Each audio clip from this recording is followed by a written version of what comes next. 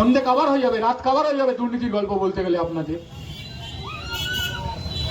বানপুরে মোড়ে আমি কথা বলছি, দেখেছেন আপনি ইডি সিবিআই, ইডি কে কোর্ট, ওই যে মহিলা জাজ তিনি বলছেন, কি বলছেন মহিলা জাজ, তিনি বলছেন ভাইপোর কতলা বাড়ি, বলছে জানি না। বলছে গাড়ি আছে না সাইকেল, বলছে জানি না। হার্লে ডেভিডসন আছে না বাইক, বলছে জানি না। বলছে কত টাকার সম্পত্তির অ্যাসেট, বলছে জানি না। বলছে কটা বাড়ি, জানি না। বলছে আপনি তো শান্তিনিকেতন বিল্ডিং এ গিয়ে সমন দিয়ে এলেন, সেটাও অ্যাটাচ করেননি।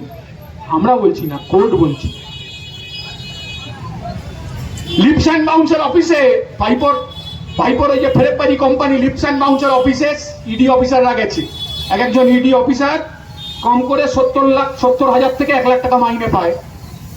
সে ইডি অফিসার গিয়ে ভাইপোর অফিসে গিয়ে নিজের মেয়ের হোস্টেলের ফর্ম ডাউনলোড করছে। কেউ করে? আপনি শুনেছেন কোনোদিন? ইডি অফিসার গিয়ে ভাইপোর লিপস অ্যান্ড বাউন্স কোম্পানিতে গিয়ে নিজের মেয়ের হোস্টেলের ফর্ম হচ্ছে ডাউনলোড করছে। আর তারপর সেইটা জামিন পাওয়ার জন্য সেই অফিসার জামিন পাওয়ার জন্য সেই অফিসারকে তো সরিয়ে দিল, ইডি ছেড়ে দিল, ওরা ক্লজ করে, তৃণমূল ক্লজ করে যাতে জামিন পাওয়া যায় তার ব্যবস্থা করছে। প্রমাণ আছে তো, কি আর প্রমাণ পেতে বাকি আছে? কি প্রমাণ পেতে বাকি আছে? গরু পাচারের টাকা অনুব্রত সায়গাল, তার আগে কে আব্দুল বারিক বিশ্বাস, তার আগে কে 420-তে সন্ধ্যেবেলা আমার নাম নিতে ইচ্ছা করে না, এদের কাছ থেকে টাকা বিএসএফ এর মাধ্যমে, বিএসএফ এর একটা অংশের মাধ্যমে কার কাছে এসেছে? বিএসএফ এর যে কমান্ডার যিনি ধরা পড়েছেন তার ছেলে কার কোম্পানিতে চাকরি করে? অভিষেকের কোম্পানিতে চাকরি করে। অফিস কোথায়? ধর্মদাস রোডে। আমরা অনেকদিন ধরে বলছি, টিভি চ্যানেলেও বলছি, আমাদের বিরুদ্ধে মানহানির মামলা করার সাহস নেই তৃণমূল কংগ্রেসের, সাহস নেই। বিএসএফ এর যে অফিসার যে ধরা পড়েছে, যে জেলে আছে, তার ছেলে, নাম করতে চাইছি না, নাম করে হিরো বানাতে চাইছি না, তার ছেলে ভাইপোর কোম্পানিতে চাকরি করে। সেই কোম্পানির জয়েন্ট ডিরেক্টর কে? ভাইপোর বন্ধু বিনয় মিশ্র, যে ভানুয়াতুতে গিয়ে পালিয়ে আছে। আমি তো ভাইপোকে বলি ইন্টারন্যাশনাল মাফিয়া। আপনি আমায় বলতে পারেন যে ভাইপো ইন্টারন্যাশনাল মাফিয়া কেন? ইন্টারন্যাশনাল মাফিয়া না, দাঁত দেখাতে যায় দুবাইতে, চোখ দেখাতে যায় মার্কিন যুক্তরাষ্ট্রে, বউ থাইল্যান্ডের নাগরিক, রাশিয়ান বান্ধবীদের অ্যাকাউন্টে টাকা পাচার করে। তো এই ইন্টারন্যাশনাল মাফিয়া, আর বন্ধু হচ্ছে বিনয় মিশ্র, সে গিয়ে কয়লা মাফিয়া, বিনয় লালা এসব থাকে হচ্ছে ভানুয়াতুতে গিয়ে। ইন্টারন্যাশনাল ছাড়া কে ইন্টারন্যাশনাল?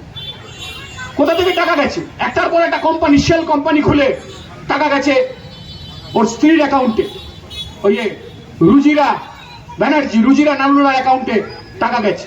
তার বিরুদ্ধে ব্যবস্থা নেবে না বিজেপি? আমরা স্লোগান দিয়েছি 2016 সালে, আমরা 2016 সাল থেকে বলছি চোর ধরো জেল ভরো। আর বিজেপি স্লোগান কি?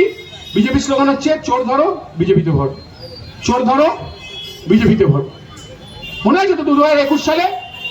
21 সালে এখানে যখন ভোট হচ্ছে, আমাদের গোটা রাজ্যে যখন ভোট হচ্ছে, 21 সালের ভোটের 10 দিন আগে হঠাৎ রাজীব ব্যানার্জি, হাওড়া তৃণমূল কংগ্রেসের নেতা, সেটা ছবি বগলে করে দৌড়চ্ছে, সাংবাদিকরা পেছনে দৌড়চ্ছে। বলছে দাদা আপনি কোথায় যাচ্ছেন? বলছে বিজেপিতে যাচ্ছি। বলছে আপনার বগলে তো মমতা ব্যানার্জির ছবি। বলছে আর দিদির আশীর্বাদ নিয়ে আমি বিজেপিতে চলে গেলাম। আর পরের দিন হাওড়ায় গিয়ে মমতা ব্যানার্জি বলছে বন সহায়ক দপ্তরে সবচেয়ে বেশি যে দুর্নীতি করেছে তার নাম রাজীব ব্যানার্জি। ওমা, সে রাজীব ব্যানার্জি বন সহায়ক দপ্তরে দুর্নীতি করে বিজেপিতে চলে গেল, আবার বিজেপি থেকে ফের তৃণমূলে ফেরত ছিল। আমার ঠাকুমা বলতো 7 খুন মাপ, আমি ছোটবেলা বুঝতাম না, আমার ঠাকুমা অনেক প্রবাদ বলতো, প্রবাদ। তো আমি 7 খুন মাপ মানেটা বুঝলাম। অর্জুন সিং যখন চলে গেল বিজেপিতে, তৃণমূলের নেতা বলতে আরম্ভ করলো আমার দলে থেকে ও 7টা খুন করেছিল।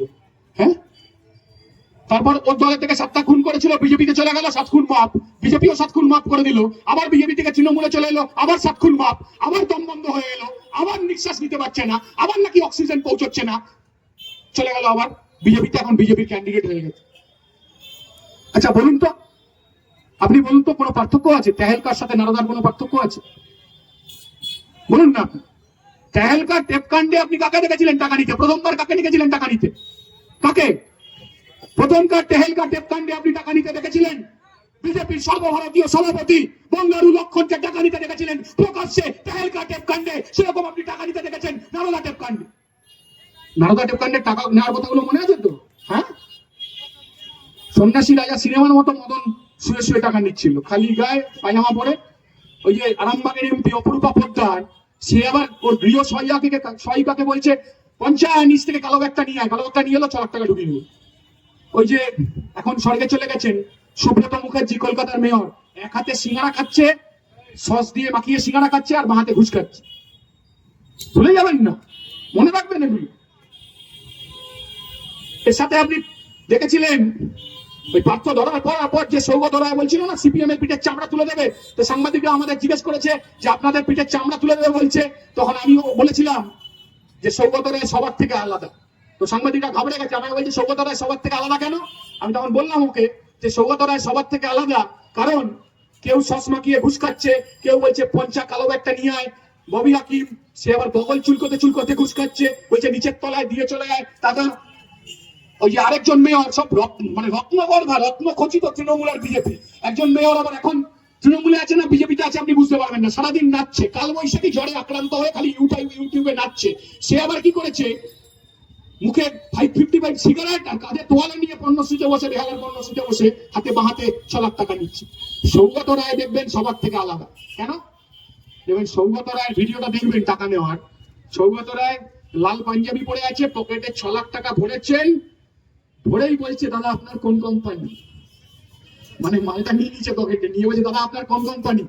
একমাত্র তৃণমূলের নেতা তারপর যে কথাটা বলেছে খুব ভালো, বলেছে থ্যাংক ইউ, মানে একমাত্র তৃণমূলের নেতা 6 লাখ টাকা ঘুষ নেওয়ার পর বলেছিল থ্যাংক ইউ। আচ্ছা এই নিয়ে বিজেপি বলবে, বিজেপির কাছ থেকে শুনবো, বিজেপি ভাষণ দেবে। প্রথম টাকা কাকে ক্যামেরার সামনে যেতে দেখেছিলেন? বিজেপির সর্বভারতীয় সভাপতি লক্ষ লক্ষ টাকা তেহেলকা টেপ কাণ্ডে মানুষের কাছে, বাংলার মিডিয়া শুধু নয় দেশের মিডিয়ার সামনে বঙ্গারু লক্ষণ বিজেপির সর্বভারতীয় সভাপতি টাকা নিয়েছিলেন। এসএসসি নিয়ে ভাষণ দেবে বিজেপি?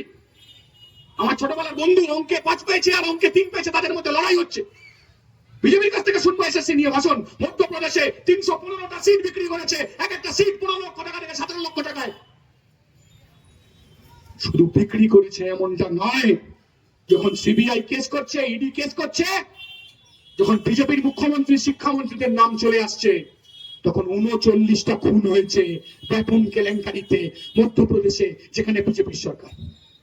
দেবানন্দ বলছিল, দেখবেন বিজেপির নেতারা শাহজাহান বলে, শুধু শাহজাহান বলে, কিছুতেই উত্তম সরকারের নাম বলে না, শিবু হাজরার নাম বলে না, কারণ শুধু শাহজাহানের নাম বলতে হবে।